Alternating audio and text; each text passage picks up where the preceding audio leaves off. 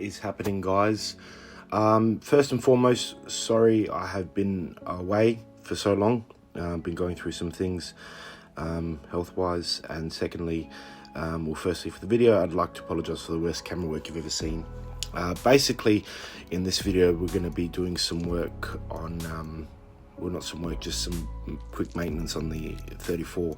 When I first got the car, the side mirror, the driver's side mirror, was really badly discolored, and basically I don't know if you'd call it varnished or whatever they call it, or tarnished, sorry, tarnished, but there were some spots on the glass that you can see, which basically made it almost impossible to see what was behind you, especially when it's raining. It was really difficult to see. So first we're gonna just take out the glass from the other side, and I'll show you guys how to do that shortly. But you can see there's the original mirror, and there's the one that I took off this used side wing mirror. But yeah, chalk and cheese, really different. So to do this is relatively easy, or it should be relatively easy. Basically, in a nutshell, it just clips in with some tabs, and you just put it over the mirror and push in. I'm doing this with one hand at the moment, so I apologize. I've actually had this video for a long time, and I just never bothered uploading it because the video quality was so bad, but I thought I would just do it anyway, just to show you guys exactly how it goes on. So basically, taking it off is just simple as sticking something underneath and popping it forward. Again, I'm so sorry about the camera work, but I think you guys kind of get the idea, and the whole mirror just basically comes out like that. So you can see those 4 little tabs there, 1, 2, 3, 4.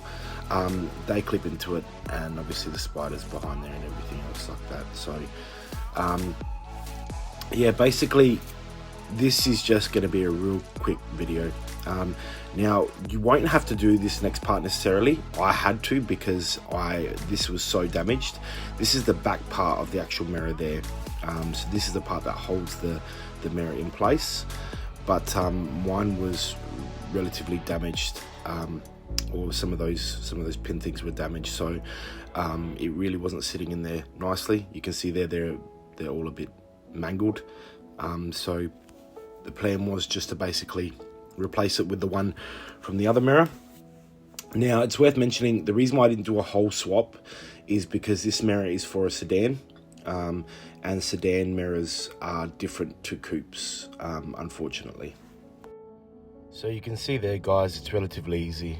As I said, the difference in the mirrors is chalk and cheese, and this is relatively an inexpensive way of doing it. I had this mirror laying around, or this side mirror, the whole unit laying around, and putting it back on is just pretty much the exact reversal of what we did before. There's 4 tabs there, you just click them on as I showed before, and that's that. So look, guys, sorry this is a pretty crappy video if I'm honest, but I just felt like I wanted to release something.